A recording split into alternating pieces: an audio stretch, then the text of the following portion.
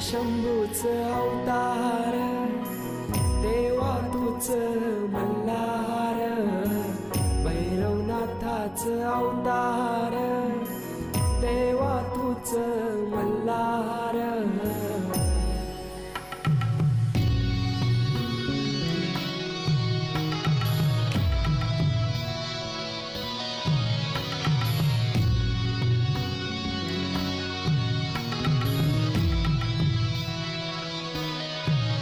ठेवून बाणाई पहिल्या पायरीला, घेऊन मानसा देवी संगतीला, वध करूनी मनी मल्हार.